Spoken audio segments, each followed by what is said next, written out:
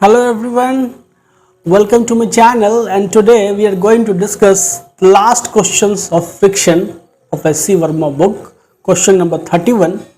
बहुत लोगों का भेजा भी इसने ट्राई किया होगा और बहुत लोगों को काफ़ी आसानी से इसका आंसर मिल गया होगा, लेकिन इसमें जो बेसिक कंसेप्ट्स हैं उसके बारे में भी हम लोग इसमें जानेंगे। So let's move on.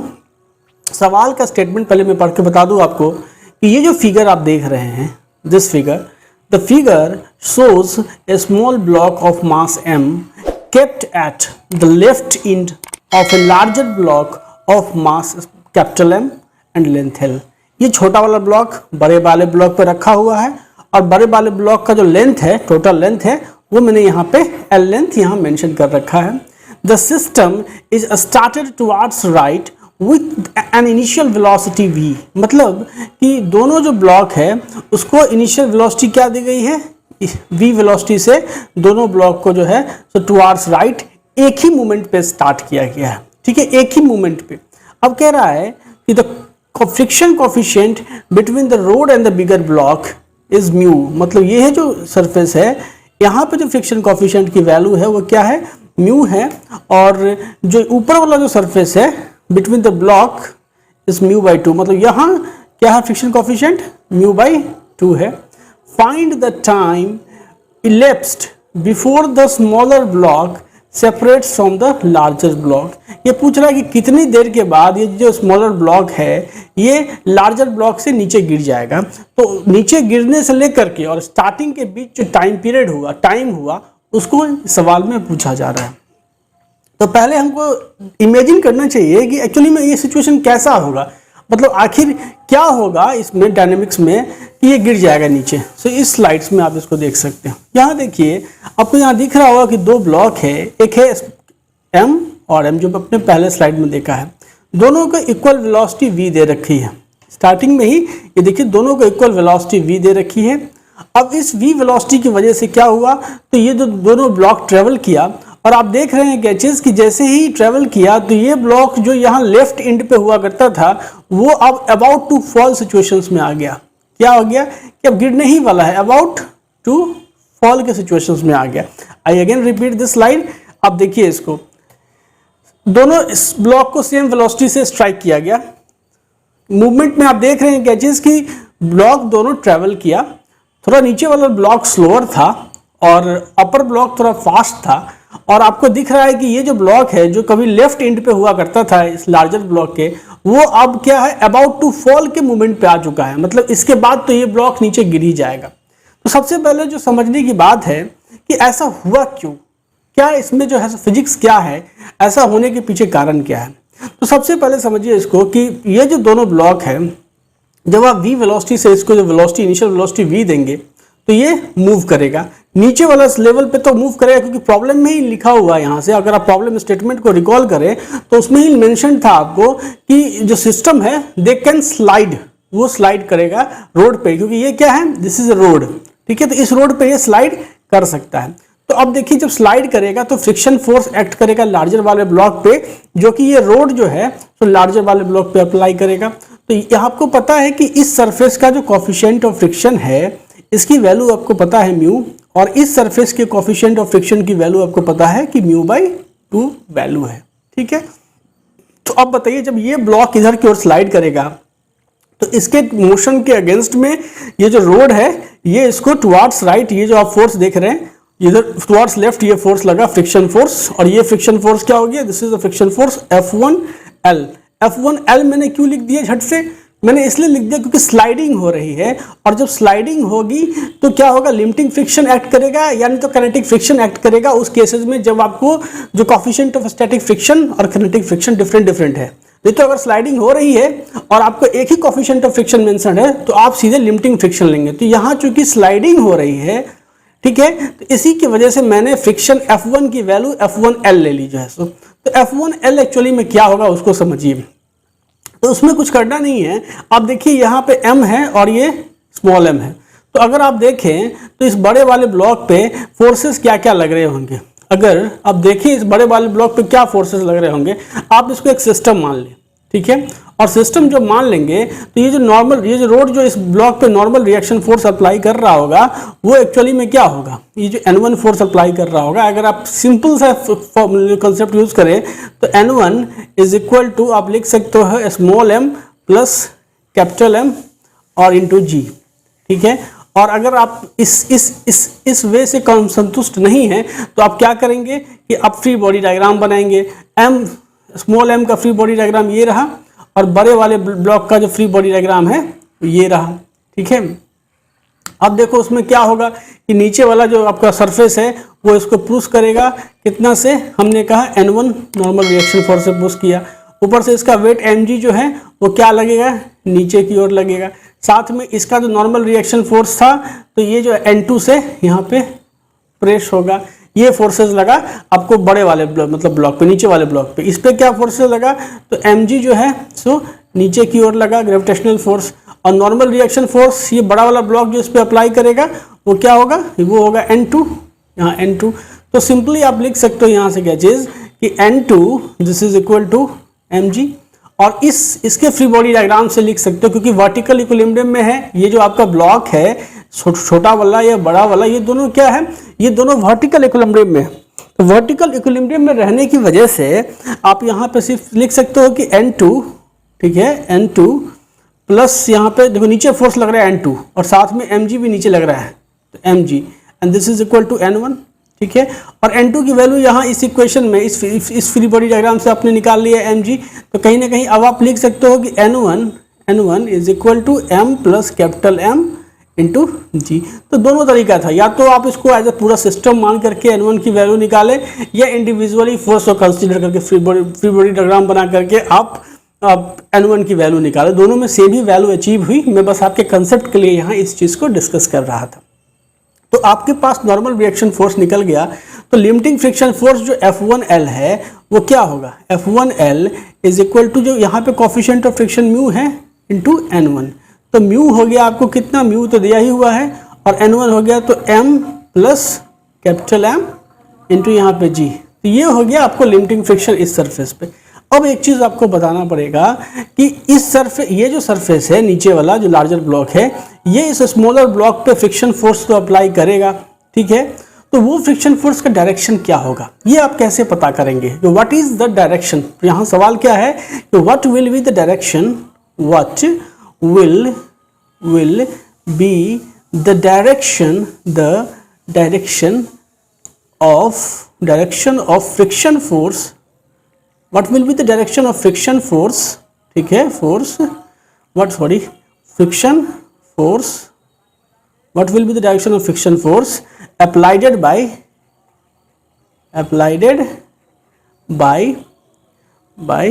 large block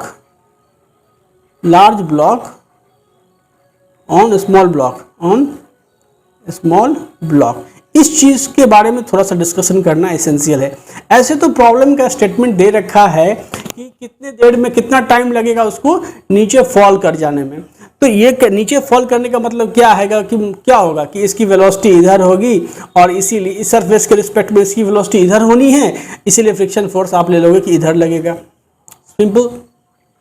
लेकिन अगर ये चीज़ प्रॉब्लम में मेंशन नहीं होती, ठीक है, अगर इस बात का जिक्र प्रॉब्लम में नहीं होता तो हम उस केसेस में फ्रिक्शन फोर्स का डायरेक्शंस कैसे निकालते हैं। उसके लिए बड़ा सिंपल सा प्रोसेस है, एस.सी. वर्मा बुक में भी काफ़ी अच्छी तरह से डिस्कस किया हुआ है कि आपको अगर निकालना है कि ये सरफेस इस पे किस डायरेक्शन में फ्रिक्शन फोर्स अप्लाई कर रहा है, तो सबसे पहले आप ये एज्यूम करो कि ये जो सरफेस है वो क्या है, एज्यूम क्या करना है, एज्यूम करना है आपको, एज्यूमशन क्या होगा आपका, एज्यूम जिस सरफेस के बीच में फ्रिक्शन फोर्स निकालना है उसके लिए आपको क्या एज्यूम करना है, एज्यूम करना है कि सरफेस जो है, सरफेस क्या है, फ्रिक्शनल लेस है, ठीक है, फ्रिक्शनल लेस है, ठीक है। तो जिस सरफेस के बीच में निकालना है उसी की सरफेस को हम फ्रिक्शनल लेस मान लेंगे, ठीक है। नीचे वाले सरफेस पे तो फ्रिक्शन फोर्स एक्ट करेगा ही करेगा, क्योंकि इसका तो मुझे पता है कि फ्रिक्शन फोर्स किस डायरेक्शंस में और किस मैग्नीट्यूड में एक्ट कर रहा है। अब बताओ कि जब दोनों ब्लॉक को v वेलोसिटी से इनिशियल वेलोसिटी v मिलेगी, ठीक है, जब दोनों ब्लॉक को इनिशियल वेलोसिटी v मिलेगी तो अब इस केस में क्या होगा, आपको देखो जब इसको v मिली, इसको v मिली, लेकिन ये सरफेस क्या है, फ्रिक्शनल लेस है, तो ये कॉन्स्टेंटली v वेलोसिटी से चलता चला जाएगा, ठीक है। It will continue to move with the velocity v, क्योंकि आपने एज्यूम किया कि ये जो कॉन्टैक्ट सरफेस है वो फ्रिक्शनल लेस है, ठीक है। अब देखो यहाँ क्या है कि आपने v वेलोसिटी तो दिया, लेकिन इस फ्रिक्शन फोर्स की वजह से, जो friction force towards the left लग रहा है, इसकी वजह से क्या होगा कि इसका वेलोसिटी धीरे धीरे घटता जाएगा। तो कहीं ना कहीं आप देख पा रहे हैं कि इस सरफेस के रिस्पेक्ट में, ये जो सरफेस है बड़े वाले ब्लॉक का जो टॉप सरफेस है, इसके रिस्पेक्ट में लार्जर ब्लॉक क्या किधर की ओर मूव कर रहा है, टुवार्ड्स राइट मूव कर रहा है, जब आपने एज्यूम किया कि ये सरफेस, इनके बीच जो कॉन्टैक्ट सरफेस है वो फ्रिक्शनल लेस है। तो अगर टुवार्ड्स द राइट मूव कर रहा है, ठीक है, स्मॉलर ब्लॉक जो है लार्जर ब्लॉक के रिस्पेक्ट में टुवार्ड्स द राइट मूव कर रहा है, और ये किस एज्यूम्शन पे बेस्ड है आपका, ये इस एज्यूम्शन पे बेस्ड है कि आपने माना कि ये सरफेस जिसके बीच फ्रिक्शन निकालना, उस सरफेस को आपने फ्रिक्शनल लेस माना, और फ्रिक्शनल लेस मान के आपने ये कंक्लूड किया है कि जो आपका अपर ब्लॉक है और लोअर ब्लॉक के रिस्पेक्ट में टुवार्ड्स द राइट मूव कर रहा है। क्यों मूव कर रहा है, क्योंकि जो आपका स्मॉलर ब्लॉक है वो तो चूंकि फ्रिक्शन है नहीं, तो कॉन्स्टेंटली v वेलोसिटी से मूव करता चला जाएगा, लेकिन इस बड़े वाले ब्लॉक को तो नीचे से फ्रिक्शन फोर्स लग रहा है, तो इसकी वेलोसिटी क्या होगी, धीरे धीरे फ्रिक्शन फोर्स की वजह से घटती चली जाएगी। तो कहीं ना कहीं आप देख रहे हैं कि स्मॉलर ब्लॉक जो है वो लार्जर ब्लॉक के रिस्पेक्ट में क्या होगा कि ज़्यादा तेजी से आगे की ओर भागेगा, ये कम तेजी से भागेगा। तो उस केसेस में क्या होगा कि ये टुवार्ड्स द राइट मूव करेगा, और इसीलिए क्या होगा कि फ्रिक्शन फोर्स जो है इस पे टुवार्ड्स द लेफ्ट इस डायरेक्शन में एक्ट होगा, इस डायरेक्शन में फ्रिक्शन फोर्स इसमें टुवार्ड्स द लेफ्ट एक्ट होगा। समझ में आ गई बात। तो ये जो डायरेक्शन ऑफ फ्रिक्शन फोर्स मैंने निकाला वो कैसे निकाला, हमने एज्यूम किया कि जो कॉन्टैक्ट सरफेस है वो क्या है, फ्रिक्शनल लेस है, और उसके बाद जो है सो किस डायरेक्शन में हमारा ऑब्जेक्ट मूव करता है, ठीक उसके अपोजिट डायरेक्शंस में जो है सो आपका फ्रिक्शन फोर्स लगेगा। अब ये तो आपने निकाल लिया कि स्मॉलर ब्लॉक पे friction force towards the left act करेगा, लेकिन उसका मैग्नीट्यूड क्या होगा, ये भी एक इंपॉर्टेंट पॉइंट है। तो अगर आप प्रॉब्लम स्टेटमेंट को थोड़ी देर भूल जाएं और केवल मैकेनिक्स पे ध्यान दें, तो अब आप ये कह सकते हो कि ये जो फ्रिक्शन फोर्स आप F2 निकाल रहे हो, इस F2 की वैल्यू कहीं ना कहीं आपको किस लेसर इक्वल टू क्या होगा, तो यहाँ जो कोफिशिएंट ऑफ फ्रिक्शन है μ/2 और इंटू जो यहाँ नॉर्मल रिएक्शन फोर्स क्या लग रहा है n2, μ/2 इंटू n2 मतलब n2 की वैल्यू क्या mg हो गई। तो कहीं ना कहीं F2 की जो वैल्यू है वो इससे छोटी या बराबर होगी। अब झट से F2 is equal to μ/2 into mg तो आप लिखोगे कब, जब आपको पता है कि यहाँ पे लिमिटिंग कंडीशंस रीच्ड हो गया या ये ब्लॉक स्लाइडिंग हो रही है। लेकिन मैं ये जानना चाह रहा हूँ कि क्या स्लाइडिंग स्मॉलर ब्लॉक का लार्जर ब्लॉक के रिस्पेक्ट में जो स्लाइडिंग होना है, ये कंडीशन फुलफिल हो रहा है कि नहीं हो रहा है। मैं बस ये जानने में इंटरेस्टेड हूँ आपके कंसेप्चुअल पॉइंट ऑफ व्यू से। हालांकि प्रॉब्लम में तो दे ही रखा है कि वो जो है सो आगे की ओर मतलब वो नीचे गिर जाएगा, तो कहीं ना कहीं स्लाइडिंग तो हो ही रही है। लेकिन यहाँ मैं इस चीज़ को इसलिए डिस्कस कर रहा हूँ आपको कि थोड़ा सा फिजिक्स समझें आप, कि अभी अगर आप झट से F2 की वैल्यू जो है सो μ/2 इंटू mg लिख लेंगे तो वो क्या हो जाएगा, वो गलत हो जाएगा, क्योंकि अभी मुझे पता नहीं है कि स्लाइडिंग होगी या नहीं होगी। तो ये कैसे वेरीफाई होगा कि स्लाइडिंग की कंडीशंस अचीव हो रही है या नहीं हो रही है। तो उस केसेस में देखिए आपको क्या करना होगा कि जैसे ये m जो लार्जर ब्लॉक है, ठीक है, लार्जर ब्लॉक है, तो friction force towards the left लग रहा है। आपने माना कि टुवार्ड्स द लेफ्ट इसका एक्सेलरेशन, इस डायरेक्शन में एक्सेलरेशन क्या है, ये a1 एक्सेलरेशन से मूव कर रहा है, क्योंकि इस पे एक ही फोर्स फ्रिक्शन फोर्स लग रहा है, उस डायरेक्शन में उसका एक्सेलरेशन आपने a1 लिख दिया। और आपको जो कि निकालना क्या चीज़ है, आपको निकालना है कि क्या स्लाइडिंग होगी कि नहीं होगी। तो चूंकि ये लोअर ब्लॉक a1 एक्सेलरेशन से मूव कर रहा है और इसके रिस्पेक्ट में हमको स्लाइडिंग पता करनी है, तो मैं क्या करूंगा, मैं जा करके लार्जर ब्लॉक के फ्रेम में बैठ जाऊंगा। ठीक है, मैं लार्जर ब्लॉक के फ्रेम में क्या करूंगा, बैठ जाऊंगा। यहाँ मैं बैठ गया लार्जर ब्लॉक के फ्रेम में, ये मेरे दोनों हाथ दिख रहा है आपको। अब इस फ्रेम में बैठ करके मैं ऑब्जर्व करूंगा इसके मोशन को। तो चूंकि मैं ये जो फ्रेम हुआ लार्जर ब्लॉक का, जो आप ये फ्रेम देख रहे हैं, ये फ्रेम एक्चुअली में क्या है, एक्सिलरेटिंग फ्रेम है। क्या है ये, मैं एक्सिलरेटिंग फ्रेम में जा करके बैठ गया हूँ। और अगर एक्सिलरेटिंग फ्रेम में बैठ गया तो मुझे क्या करना पड़ेगा, एनालिसिस करने के लिए जब मैं दूसरी चीज़ों को एनालाइज करूँगा तो सब में मुझे स्यूडो फोर्स लगाने पड़ेंगे। तो इस पे क्या सूडो फोर्स लगेगा, तो अगर आप इस फ्रेम में बैठ गए तो इस पे एक सूडो फोर्स लगा इस डायरेक्शंस में, जिसको आप लिखोगे क्या चीज, m इंटू आपका फ्रेम का एक्सेलरेशन क्या है, तो a1 एक्सेलरेशन से आपका फ्रेम टुवार्ड्स लेफ्ट मूव कर रहा है, तो उसके अपोजिट में मतलब यहाँ पे m इंटू a1 जो है, तो ये इस पे सूडो फोर्स लगेगा इस वाले ब्लॉक पे। कब, जब आप ग्राउंड से उठ करके इस लार्जर ब्लॉक पे आके बैठ गए। अब ये जो सूडो फोर्स है कहीं ना कहीं स्लाइडिंग होने के लिए क्या, देखो इस ब्लॉक पे ये जो आपका ब्लॉक है, ठीक है, ये जो आपका ब्लॉक है m, इस ब्लॉक पे एक फोर्स लग रहा है इधर की ओर, जिसको आपने कहा m इंटू a1, और दूसरा फ्रिक्शन फोर्स इधर की ओर लग रहा है, जिसको फ्रिक्शन फोर्स आप F2 बोल रहे हो, ठीक है। तो अब बताओ कि इसके स्लाइडिंग होने के लिए क्या इसेंशियल है, आपको F2 का जो लिमिटिंग वैल्यू है, ठीक है, तो ma1 जो है इसकी वैल्यू क्या होनी चाहिए, a1 की वैल्यू ग्रेटर देन होनी चाहिए F2L के, लिमिटिंग वैल्यू ऑफ इससे बड़ा होना चाहिए, तभी क्या होगा, स्लाइडिंग होगा। क्या होगा, स्लाइडिंग होगा, तभी स्लाइडिंग होगा। किसका, sliding of small m over capital M कब होगा, जब ये कंडीशन जो आप देख रहे हैं, जब ये कंडीशन फुलफिल होगा तभी स्लाइडिंग होगा। तो आपको पता है कि m1 into a is equal to F2L, ठीक है। तो अब देखिए इसको, यहाँ से मैं नेक्स्ट स्लाइड पे जा रहा हूँ। देखिए आपको स्लाइडिंग के कंडीशंस के लिए क्या आया कि m, ठीक है, इंटू a1, ठीक है, m इंटू a1, ये जो फोर्स सूडो फोर्स लग रहा है इस डायरेक्शंस में m इंटू a1, और इधर जो फ्रिक्शन फोर्स लग रहा है इस डायरेक्शंस में F2। तो क्या मैंने कहा स्लाइडिंग के लिए कि m into a1 should be greater equal to F2 यहाँ से L। तो अब बताओ F2L यहाँ का जो कोफिशिएंट ऑफ फ्रिक्शन है इसकी वैल्यू μ/2 है, तो कहीं ना कहीं अगर F2L की वैल्यू निकालो तो ये क्या हो जाता है, μ/2 into normal reaction force N2। N2 क्या चीज़, ये जो ब्लॉक है जो इस पे नॉर्मल रिएक्शन फोर्स अप्लाई कर रहा होगा, इस N2 की बात कर रहा है। तो बेसिकली N2 क्या होगा, आपको मैंने पहले भी बता दिया है कि सीधे फ्री बॉडी डायग्राम में आप यहाँ से, तो इससे पहले स्लाइड में भी देख चुके हैं कि जैसे ये स्मॉल मास m है, इसका वेट mg नीचे की ओर है, और नॉर्मल रिएक्शन फोर्स इस पे जो है वो N2 ऊपर की ओर लग रहा है, और ये सिस्टम चूंकि वर्टिकल इक्विलिब्रियम में है तो N2 इज इक्वल टू क्या है, mg हो गया।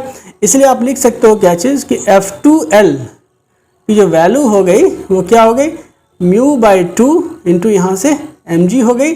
तो जब ये जो वैल्यू आपने निकाला, ये जो वैल्यू आपका निकला F2L, जब इसको इस इनइक्वालिटी में डालोगे तो आपको क्या कंडीशन आएगा, ma1 should be greater equal to μ/2 into यहाँ पे mg, तो इससे काटो तो a1 should be greater equal to μ/2 into g।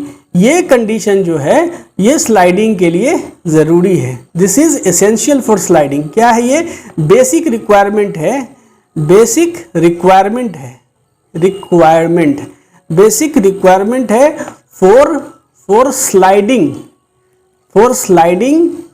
Of small m over capital M, ठीक है। अब आपको ये वेरीफाई करना है कि स्लाइडिंग हो रही है कि नहीं हो रही है, ये कंडीशन फुलफिल हो रहा है कि नहीं हो रहा है। a1 क्या है, तो ये जो आपका ब्लॉक है बड़ा वाला, इसका एक्सेलरेशन जो टुवार्ड्स लेफ्ट की ओर है, ये मैंने a1 मान रखा है, ठीक है। और ये एक्सेलरेशन कहाँ से इसको मिल रहा है, m1 को, m बड़े वाले ब्लॉक को, क्योंकि इस पे एक फ्रिक्शन फोर्स F जो है F1 इस डायरेक्शंस में F1L एक्ट कर रहा है, इसकी वजह से ही इसको ये एक्सेलरेशन मिल रहा है, और ये यहाँ ये कंडीशंस लेके आ गया। देखिए मैं एक बार फिर से कह रहा हूँ कि अगर आप प्रॉब्लम स्टेटमेंट को ही लकीर मान के चले तो आपको ये चीज़ वेरीफाई करने के लिए की ज़रूरत नहीं है, क्योंकि ये चीज़ें जो है प्रॉब्लम में सेल्फ मेंशन्ड है कि आपका ब्लॉक कितने समय में गिर जाएगा, तो प्रॉब्लम में खुद ही एज्यूम कर लिया कि गिरेगा ही गिरेगा, तो आप फट से वहाँ जो है लिमिटिंग फ्रिक्शन F2L लगा दोगे। लेकिन लिमिटिंग F2L लगाने के लिए ही मैं ये कंडीशन जानने की कोशिश कर रहा हूँ कि क्या एक्चुअली में इन दोनों सरफेस के बीच में स्लाइडिंग होगी कि नहीं, और उस कंडीशन को फुलफिल करने के लिए हमने एक इक्वेशन डिराइव किया कि ये चीज़ अगर नहीं फुलफिल होगा तो स्लाइडिंग, इन दोनों ब्लॉक के बीच में स्लाइडिंग होने की संभावना नहीं है अगर ये कंडीशंस फुलफिल नहीं होता है तो, ठीक है। अब बताओ एक चीज़ कि हमको वेरीफाई भी करना है कि क्या ये कंडीशंस फुलफिल हो रहा है कि नहीं हो रहा है। तो देखो इसको वेरीफाई करने का सिंपल सा प्रोसेस है। आपको एक चीज़ बताओ, यहाँ पे अगर F2 फोर्स इधर की ओर लगा, ये F2 फोर्स क्या है? Friction force on small m by larger m। तो जब लार्जर m ने इस पर फ्रिक्शन फोर्स लगाया तो as per the Newton third law उसको भी एक फ्रिक्शन फोर्स झेलना पड़ेगा जो इसको इधर की ओर लगेगा, this will be friction force F2। ठीक है, अब चलो फिर जब हम लोग को सॉल्व ही करना है कि हो रहा है कि नहीं हो रहा है, तो देखो यहाँ से आप इक्वेशन ऑफ मोशन लिखो लार्जर ब्लॉक का। तो अब क्या लिखोगे? आप लिखोगे यहाँ से F1L माइनस F2, ठीक है, and this should be equal to कितना? तो m times of acceleration a1। ठीक है, ये हो गया, ये इक्वेशंस निकला है। जब आप क्या equation of motion for larger block, ये क्या है एक्चुअली में? ये है आपको इक्वेशन ऑफ मोशन, ठीक है, of motion of large block. ठीक है, तो ये इक्वेशन ऑफ मोशन निकला। अब आपको पता है कि यहाँ से जब आप इसको सॉल्व करोगे तो ये F2 इज इक्वल टू क्या चीज़? F2 इधर आ गया तो F2 यहाँ मैंने लिखा और ये इधर आएगा तो F1L minus m times of a1। ठीक है, तो अब एक चीज़ बताओ कि F2 की जो वैल्यू है F2L है, मतलब जो F2 जो है, जो फ्रिक्शन फोर्स F2 है, इसकी वैल्यू कहाँ तक जाती है? इसकी वैल्यू इट शुड बी क्या चीज़? Laser equal to F2L। ठीक है, F2 should be lesser equal to F2L, और F2L की वैल्यू क्या है? तो म्यू बाई 2 F2L। तो F2 की should be lesser equal to कितना? तो म्यू बाई 2 जो कोफिशिएंट ऑफ फ्रिक्शन है सो, और इनका मास m इंटू यहाँ पे g, यही ना होगा F2 की value lesser equal to this. तो कहीं ना कहीं आप इसको लिख सकते हो क्या चीज़ कि ये जो क्वांटिटीज़ है इसमें ये जो इनइक्वालिटी, मान लो ये इनइक्वालिटी a है और इस ये इक्वेशंस b है, तो फ्रॉम a और b से लिख सकते हो, फ्रॉम a, b से क्या लिख सकते हो यहाँ से कि जो F2L है, ठीक है, जो F2L है इसको रिप्लेस कर दो म्यू बाई 2 mg से। तो लिखो यहाँ से कि म्यू mg बाई 2, ठीक है, म्यू mg बाई 2, और ये जो F2L है should be lesser equal to, ठीक है, F1L की वैल्यू क्या है? तो ये देखो यहाँ से F1L की जो वैल्यू है वो मैंने पिछले स्लाइड में निकाल लिया है कि F1L जो है बेसिकली वो क्या है? तो यहाँ का जो कोफिशिएंट ऑफ फ्रिक्शन म्यू था, तो म्यू और इनटू जो नॉर्मल रिएक्शन फोर्स ये N1 ऐड कर रहा था, ठीक है, तो म्यू इंटू N1, और बेसिकली जो इसकी वैल्यू थी वो क्या थी? तो म्यू इंटू यहाँ पे small m plus capital M into यहाँ पे g थी। तो यही चीज़ यहाँ मैंने लिखा, यहाँ से F1L की वैल्यू क्या हो जाएगी? यहाँ से ये म्यू हो गया, mu small m plus capital M, ठीक है, इंटू g, और ये माइनस ऑफ यहाँ पे, तो माइनस m टाइम्स ऑफ यहाँ से a1। तो यहाँ से जब आप a1 की वैल्यू कैलकुलेट करोगे, a1, ठीक है, m टाइम्स ऑफ a1, तो यहाँ सॉरी करो इसको m1 a1 इधर ले लो, m टाइम्स ऑफ a1, ठीक है, तो इट शुड बी क्या चीज़? इधर चला गया तो ऐसे होगा, लेसर इक्वल टू कितना? तो ये आपको आ गया म्यू और m plus capital M into g और minus of mu mg by यहाँ पे 2। जब आप इसको सॉल्व करोगे ना ये, तो ये कितना आ रहा है? देखो यहाँ से ये आ गया आपको m times of a1 is equal to, जब आप इसको सॉल्व करोगे तो ये हो जाएगा म्यू mg बाई 2, ठीक है, और प्लस यहाँ से तो mu capital M into g by यहाँ से 2। अब m से जब डिवाइड कर दोगे, ये जो m काटोगे, तो एक्चुअली में ये क्या इक्वेशन क्या बन के आएगा? यहाँ मैं इसको एक स्लाइड यहाँ लिख लेता हूँ क्योंकि फिर नेक्स्ट स्लाइड में मुझे बार बार बैक और फ्रंट आना पड़ेगा। तो a1 इज इक्वल टू क्या आ जाएगा? ठीक है, a1 इज इक्वल टू आ जाएगा mu mg by twice of m plus mu into g by 2। तो ये जो इक्वेशन आपने निकाला, ये आपका a1 का इक्वेशन निकला, ठीक है, a1 का इक्वेशन निकला।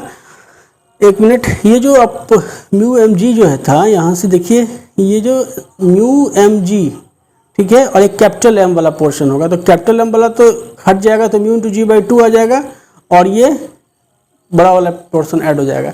तो आप यहाँ से देख सकते हैं कि एक्सेलरेशन जो a1 की जो एक्सेलरेशन है वो mu g by 2 plus mu mg by twice of m है। मतलब एक म्यू जी बाई 2 से इस वैल्यू से कुछ ज़्यादा है, क्योंकि ये जो क्वांटिटी है वो इसमें क्या हो रहा है, ऐड हो रहा है। ठीक है, तो कहीं ना कहीं आपने ये वेरीफाई कर लिया कि आपका जो एक्सेलरेशन, ये कंडीशन सेटिस्फाइड हो रहा है। ये चीज़ आपने यहाँ इतना प्रोसेस यूज़ करके आपने ये सर्टिफाई कर लिया कि जो है एक्सेलरेशन का जो कंडीशन है for sliding of m over n capital M, ये क्या हो रहा है, फुलफिल हो रहा है, स्लाइडिंग हो रही है। तो आपने सारी चीज़ें निकाल ली। अब आपको क्या निकालना है स्लाइडिंग के बाद, एक मिनट चलते हैं हम लोग। सिर्फ स्लाइडिंग हो रही है तो अब दोनों का फ्री बॉडी डायग्राम बना लीजिए। ये रहा आपका स्मॉल m और ये रहा आपका कैपिटल M। ठीक है, कैपिटल M, समझ में आ रही है बात। इस पे जो हॉरिजेंटल डायरेक्शन में ही फोर्स को मैं कंसीडर कर रहा हूँ कि इस पे क्या लग रहा है, इस पे एक फ्रिक्शन फोर्स लग रहा है F1 और ये L है। ये जो F1L है वो क्या है एक्चुअली में, ये काइनेटिक फ्रिक्शन एक्ट कर रहा है, काइनेटिक फ्रिक्शन एक्ट कर रहा है। और ये जो बड़ा, ये छोटा वाला ब्लॉक है, इस पे क्या हो रहा है, इस पे भी फ्रिक्शन फोर्स इस डायरेक्शन में एक्ट कर रहा है जो F2L है। क्यों, क्योंकि आपने देखा कि स्लाइडिंग हो रही है इसीलिए, और स्लाइडिंग किस डायरेक्शन में हो रही है, इस डायरेक्शन में स्लाइडिंग हो रही है, इसलिए अपोजिट डायरेक्शन में जो है फ्रिक्शन फोर्स उस पर एक्ट कर रहा है। अब आपने ये भी मान रखा है कि इसका एक्सेलरेशन जो है इस डायरेक्शन में क्या है, इसका एक्सेलरेशन a1 है। ठीक है, और आपने ये भी मान रखा है कि इस डायरेक्शन में जिसका एक्सेलरेशन है वो a2 है। ठीक है, एक फोर्स और भी इस ब्लॉक पे लग रहा है और वो क्या है, इस यहाँ पे F2L लगेगा। ठीक है, F2L, ये है फ्री बॉडी डायग्राम आपको दोनों ब्लॉक का। हमारा ऑब्जेक्टिव क्या है, हमारा ऑब्जेक्टिव है इन एक्सेलरेशंस को निकालने में, ये एक्सेलरेशंस a1 और ये एक्सेलरेशंस a2 को निकालने में, और क्यों है वो हम लोग आगे देखते हैं। तो अब आप बता सकते हैं, तो आपके पास इक्वेशन क्या बना, F1L, और आपको पता है कि इसकी वैल्यू क्या है F1L की, तो ये यहाँ कोफिशिएंट ऑफ फ्रिक्शन म्यू और इंटू यहाँ नॉर्मल रिएक्शन जो था M प्लस कैपिटल M और इंटू यहाँ पे G ये था। और यहाँ जो F2L की वैल्यू थी वो कितनी थी, तो μ/2, ठीक है, और M इंटू यहाँ पे G ये थी। ठीक है, अब देखो न्यूटन्स लॉज ऑफ मोशंस को सिंपली अप्लाई करना है। तो अब आप जैसे मान लो इस ब्लॉक पे, हम पहले तो इस ब्लॉक पे अप्लाई करते हैं, apply NML Newton's laws of motion, ठीक है, ऑन लार्जर ब्लॉक। क्या कर रहे हैं हम लोग, applying Newton's laws of motion on large block. ठीक है, लार्ज ब्लॉक पे हम लोग न्यूटन्स लॉज ऑफ मोशंस को अप्लाई कर रहे हैं। तो अप्लाई कर रहे हैं, आपको एक्सेलरेशन पता है, आप सिंपली लिखोगे क्या चीज़ कि यहाँ का जो F1L है मतलब mu M plus capital M into G minus F2L मतलब μ/2 mg। क्यों, क्योंकि F2L की जो वैल्यू है वो क्या है, तो μ/2 mg लिमिटिंग फ्रिक्शन की वैल्यू जो है, ये जो यहाँ मैंने निकाला है, तो थर्ड लॉ से ये फोर्स यहाँ भी अप्लाई होगा, इसलिए दिस और दिस इज इक्वल टू क्या चीज़, तो capital M into acceleration a1। ठीक है, आई होप कि इस ये क्वेश्चन समझ में आ रही होगी आपको। सिंपल है, इसमें कुछ भी नया कोई कंसेप्ट मुझे नहीं लग रहा है कि है, सिंपल अपने फोर्सेस को इक्वेट किया और मास इंटू एक्सेलरेशन के बराबर कर दिया। उसी तरह से आप क्या करोगे, अप्लाई करोगे NML, applying NML Newton's laws of motion on small block. ठीक है, स्मॉल ब्लॉक। तो सिंपल सा इसकी कहानी तो सिंपल है कि मास इंटू एक्सेलरेशन a2 और इस पे जो फोर्स काम कर रहा है वो क्या है, तो μ/2 इंटू यहाँ पे mg। तो ये इक्वेशन हो गया आपको इक्वेशन 1 और यहाँ मान लो ये इक्वेशन 2 हो गया। इन दोनों को सॉल्व भी तो करना है मुझे। ठीक है, इनको क्या करना है, हमको सॉल्व भी तो करना है। तो जब सॉल्व करना है इसको तो कर लीजिए सॉल्व। जब आपको यहाँ पे a1 की वैल्यू क्या निकल के आई, सो देखो इससे a1 की वैल्यू क्या निकल के आती है, तो a1 की वैल्यू आ गई मुझे, एक मिनट थोड़ा सा कैलकुलेशन करें, तो फ्रॉम वन, तो a1 की वैल्यू क्या आ गई, m से डिवाइड हो जाएगा, तो ये हो जाएगा म्यू, ठीक है, small m by capital M plus 1 into G minus μ/2 M into G by capital M। तो यहाँ से उसको इक्वेट कर लो, ये क्या आ जाएगा, ये आ जाएगा μ/2 यहाँ पे capital M small m into यहाँ पे G और प्लस यहाँ से क्या आएगा, तो ये हो जाएगा म्यू इंटू यहाँ पे, यहाँ से देखो ना ये जो पोर्शन है इससे माइनस हो जाएगा, तो ये μ/2 आ गया और फिर यहाँ पे म्यू इंटू यहाँ पे G आ जाएगा। तो जब आप इसको कॉमन ले ही लोगे, ठीक है, म्यू इंटू जी, क्योंकि इसमें m पोर्शन तो आने से रहा, जब आप म्यू इंटू जी कॉमन ले लोगे तो ये क्या आ जाएगा 1 प्लस m, यहाँ पे ट्वाइस ऑफ m। तो ये हो गया आपको a1 एक्सेलरेशन की वैल्यू, ठीक है। अब इससे a2 एक्सेलरेशन की वैल्यू निकाल लो, तो फ्रॉम 2, ठीक है, फ्रॉम 2, तो इससे a2 की क्या वैल्यू आ गई, a2 इज इक्वल टू आ गई म्यू बाई 2, यहाँ से म्यू बाई 2 इंटू यहाँ पे जी, ये आ गई a2 की वैल्यू। तो आपके पास क्या आ गया, तो इस ब्लॉक का एक्सेलरेशन आ गया a1 और लार्जर ब्लॉक का, और इसका एक्सेलरेशन जो टुवर्ड्स लेफ्ट था a2 सो आ गया। अब होना क्या है कि ये ब्लॉक जो है वो किसके रिस्पेक्ट में ट्रेवल कर रहा है, लार्जर ब्लॉक के रिस्पेक्ट में ट्रेवल कर रहा है, और आपको निकालना है कि लार्जर ब्लॉक का जो ये लेंथ L है वो ये स्मॉलर ब्लॉक कितने देर में ट्रेवल कर लेगा। तो एक्चुअली में देखिए ये जो एक्सेलरेशन है ये इस डायरेक्शंस में है, ये माइनस x डायरेक्शंस में है, और ये डायरेक्शंस हम पॉजिटिव x एक्सिस मान के चल रहे हैं। तो x एक्सिस के अलॉन्ग इसको कितना L लेंथ को ट्रेवल करना है। तो ये जो एक्सेलरेशन है अगर उसको वेक्टर फॉर्म में नोटेट करेंगे तो यहाँ क्या लिखेंगे, माइनस ऑफ यहाँ पे आई कैप, और यहाँ क्या लिखेंगे, a1 को भी लिखेंगे यहाँ से माइनस ऑफ यहाँ पे ये आई कैप वेक्टर लगा देंगे, वेक्टोरियल फॉर्म में a1 और a2 आ गया। तो चूंकि आप स्मॉलर ब्लॉक को क्या करना है, लार्जर ब्लॉक के रिस्पेक्ट में ये L लेंथ ट्रेवल करना है, क्योंकि आपको डायनेमिक्स पता है कि ये जो स्मॉलर ब्लॉक है वो लार्जर ब्लॉक के ऊपर टुवर्ड्स द राइट ट्रेवल कर रहा है, ठीक है। इसके रिलेटिव में मोशन क्या है, टुवर्ड्स द राइट है। तो अब चीज़ें रिलेटिव में ही तो निकालनी है ना कि इसके रिलेटिव में L लेंथ कितने देर में ट्रैवल कर लेगा। इसलिए जो हम क्या निकालेंगे, इस ब्लॉक का रिलेटिव एक्सेलरेशन निकालेंगे with respect to larger block. मतलब हम क्या निकालेंगे, A21, ठीक है। हम लोग इंटरेस्टेड किस में है, A21, मतलब acceleration of small block, acceleration of small block m with respect to large block, ठीक है, लार्ज ब्लॉक क्या चीज़, तो कैपिटल M के रिस्पेक्ट में हम लोग एक्सेलरेशन निकालेंगे। तो हम लोग क्या करेंगे, इसको सिंपली जो है सो A2 vector A2 minus A1 करेंगे, वेक्टर A1। तो वेक्टर A2 की वैल्यू क्या है, minus of mu by 2 g into i cap, और माइनस और A1 की वैल्यू क्या है, तो यहाँ माइनस माइनस रहेगा, माइनस म्यू इंटू जी और 1 plus m by twice of capital M, ठीक है, और इंटू यहाँ पे क्या है, तो आई कैप है। तो ये माइनस माइनस तो प्लस हो गया, तो इसको क्या लिखोगे,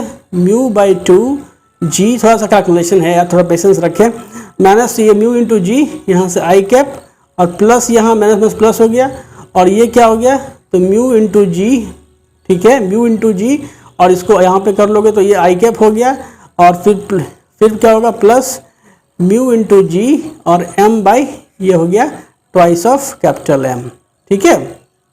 तो जब ये इसको जब सॉल्व करोगे तो ये क्या हो जाएगा, ये हो जाएगा म्यू इंटू जी बाई 2, यहाँ से आई कैप और plus mu into g m by twice of M, ठीक है, सिंपल है। तो अब यहाँ इसको थोड़ा सा सॉल्व कर लोगे तो ये क्या आ जाएगा, mu into g by 2 common ले लो, ठीक है, mu into g by 2 common ले लीजिए, ये हो गया 1 plus m by capital M into यहाँ पे आई कैप। तो ये आ गया आपको क्या चीज़, acceleration of the smaller block with respect to larger block A21, ठीक है। ये आ गया एक्सेलरेशन ऑफ दिस ब्लॉक, ये जो ब्लॉक है, ठीक है, इसका एक्सेलरेशन है with respect to this block. A21 निकल गया। अब मुझे क्या निकालना है कि इस लेंथ को, डिस्टेंस को ट्रेवल करने में कितना टाइम लगा। तो इनिशियली इसका भी वेलोसिटी v था और इसका भी वेलोसिटी v था, तो जो इनिशियल वेलोसिटी जो होगा, आई थिंक कि मैंने पेज छोड़ा है, हाँ, तो जो ui है, इनिशियल वेलोसिटी जो है ui रिलेटिव, ui क्या चीज़, तो रिलेटिव वेलोसिटी क्या हो गया, मतलब 2 के, मतलब आपका स्मॉलर, ये जो ब्लॉक है स्मॉलर ब्लॉक के रिस्पेक्ट में, स्मॉलर ब्लॉक जो है m ब्लॉक है, ठीक है, और बड़ा वाला ब्लॉक आपका ये ऐसे है, ठीक है। तो इसका जो मतलब इसको भी आपने v वेलोसिटी दिया और इसको भी आपने v वेलोसिटी दिया, तो जो u रिलेटिव की वैल्यू कितनी आ गई, 0 आ गई। अब मुझे क्या करना है कि ये लेंथ ही नहीं ट्रेवल करना है, L लेंथ हमको ट्रेवल करना, उसमें कितना टाइम लगा। तो आप जानते हैं from the kinematics equation S is equal to ut plus half at square. तो रिलेटिव सेंस में लिखना है। ये तो s, ये तो रिलेटिव इक्वेशन नहीं है। हम क्या करेंगे कि s जो है वो क्या है, s जो है कि डिस्प्लेसमेंट ऑफ क्या चीज, block 2 with respect to block 1। तो ब्लॉक 2 मतलब ये हो गया ब्लॉक 2 और ये हो गया आपका ब्लॉक 1। तो displacement of the block 2 with respect to 1 is equal to, तो इनिशियल जो रिलेटिव है, relative velocity of the block 2 with respect to 1 into t plus 1/2 और एक्सेलरेशन ऑफ द ब्लॉक 2, इसको मैंने क्या माना है, this is the block 2, this is the block 2, acceleration of the block 2 यहाँ पे विथ रिस्पेक्ट टू 1 इंटू यहाँ पे टी स्क्वायर।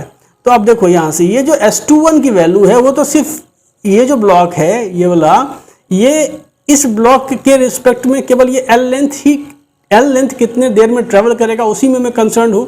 तो S21 की वैल्यू आ गई L, और चूंकि दोनों ब्लॉक को इनिशियल वेलोसिटी v दिया गया था तो इसकी वैल्यू क्या हो जाएगी 0, क्योंकि इसके दोनों ब्लॉक का सेम वेलोसिटी है तो एक का वेलोसिटी दूसरे के रिस्पेक्ट में क्या होगा, तो 0 होगा। तो ये हो गया 0 एंड प्लस यहाँ पे तो हाफ, और A21 की वैल्यू निकालना जो था, सो A21 इंटू यहाँ पे टी स्क्वायर। ठीक है, तो कहीं ना कहीं अगर आप इसको सॉल्व करो तो ये क्या निकलेगा, twice of L by A21 and का root under and this is equal to the time taken. अब A21 की वैल्यू आपने क्या निकाली है, A21 की जो वैल्यू है आपका वो देखिए, A21 की वैल्यू है mu into g by two 1 plus m by m in i cap, mu into g by two, ये क्या है, A21 की वैल्यू है आपको mu into g by two 1 plus small m by capital M। ठीक है, A21 की value है, मतलब यहाँ पे आई कैप इस डायरेक्शन में है, इसलिए यही ना A21 की वैल्यू, एक्सेलरेशन की वैल्यू। तो यहाँ से A21 की वैल्यू यहाँ सब्स्टिट्यूट कर लोगे तो ये क्या आ जाएगा, ले लो twice of L by mu into g by two और यहाँ से 1 plus m by capital M in, और अभी वेक्टर की तो बात हो नहीं रही है, तो this would be the time. इसको जब आप तुम सॉल्व करोगे तो इट वुड बी लाइक, यहाँ से it would be like H तो रूट अंडर, और इसका जो वैल्यू होगा वो क्या होगा 4ml, ठीक है, by m plus m into यहाँ पे म्यू इंटू जी, यही इसकी वैल्यू आनी चाहिए। अगर कुछ पॉइंट पे कैलकुलेशन मिस्टेक होता है तो आप देख लें, लेकिन वैल्यू जो है इसको सॉल्व करने पे टाइम की यही वैल्यू आएगी। मतलब इतना टाइम लगेगा इस स्मॉलर ब्लॉक को यहाँ फॉल आउट होने में, कितना टाइम लगेगा, तो ये टी टाइम जो है ये इसकी वैल्यू निकल के सामने आएगी। तो ये आप जो प्रॉब्लम को सॉल्व किया आपने और सारा मैकेनिक्स जो आप इसमें देखें, इसमें क्या देखा आपने, इस प्रॉब्लम में जो बेसिक क्या देखा, मोशन कैसे हो रहा था। मोशन जो था इस प्रॉब्लम में वो ऐसा था, देखिए यहाँ से ये ऐसा जो मोशन हो रहा था, अब यहाँ पे देखेंगे ये जो इस तरह का मोशन हुआ उसके पीछे जो रिस्पॉन्सिबल फैक्टर था वो कोफिशिएंट ऑफ फ्रिक्शन था। अगर ये कोफिशिएंट ऑफ फ्रिक्शन जो यहाँ पे म्यू बाई 2 था, अगर ये आपको ट्वाइस ऑफ म्यू होता या थ्राइस ऑफ म्यू होता, मतलब नीचे वाले से कहीं ज़्यादा होता, तो ये स्लिपिंग की घटना नहीं होती, दोनों ब्लॉक एक दूसरे के साथ चिपक के मूव करते और तब कॉमन एक्सेलरेशंस की बात आती। तो जो सारा मैकेनिक्स, मतलब जो इन्फ्लुएंसेस हैं सारे फैक्टर्स का इस प्रॉब्लम में मैंने डिस्कस किया। आई होप कि कुछ तो कुछ आप लोगों को समझ में आया होगा। आई वुड लाइक कि आप